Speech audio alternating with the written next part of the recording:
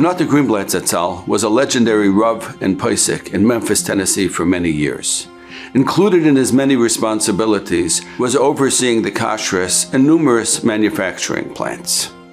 Whenever he passed one of those plants, he would stop his car and pay an unannounced visit to the plant just to ensure that everything was according to plan.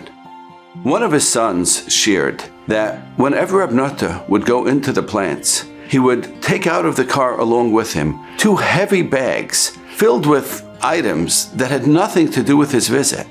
And as they walked their way through the plant and looked and spoke to people, Rav Nata held tightly onto those 2 bags, even though he never referred to the items that were within. Many years later, Rav Nata explained to his son why he did this. He was afraid that when he walked into that plant or met someone there, a woman might extend her hand in greeting to him. He wouldn't want to shame her by refusing to take her hand, but at the same time, he wanted to preserve his Midas HaKadusha in the most pristine fashion.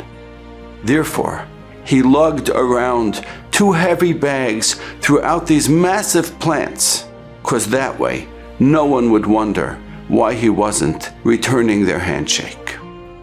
When HaKadosh Baruch Hu took us out of Mitzrayim, the pasuk says, "V'lo nochem Elokim derech eretz plishtim." HaKadosh Baruch Hu did not take us the way of the Plishtim, which would have been so much more practical, so much faster, shorter. That's the way to go. Ki amar Elokim, because Hashem said, "Pen yinochem ha'om b'roisem l'chama b'shavu Mitzrayim." They may want to return and go back to Mitzrayim. Rav Chaim Shmulevitz asks, is there even a hope, a chance that they would want to go back to Mitzrayim? Nobody wants to go back to Mitzrayim, not after what they'd endured over there. Why would Hashem be worried that they might want to go back to Mitzrayim, says Rav Chaim Shmulevitz. From here you see that you should not place yourself into a situation where you may be tempted to do the wrong thing, even if there's not even a chance that you'll actually act upon it.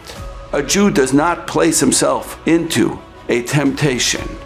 This, my friends, was practically the first lesson we were taught as we were becoming Klal Yisrael.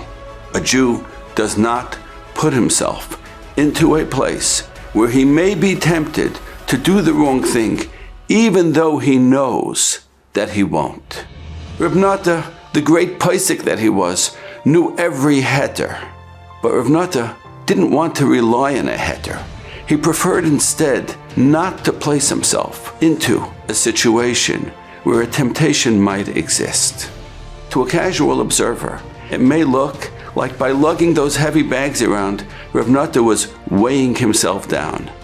But Rav Nata knew better. He was raising himself up ever and ever higher.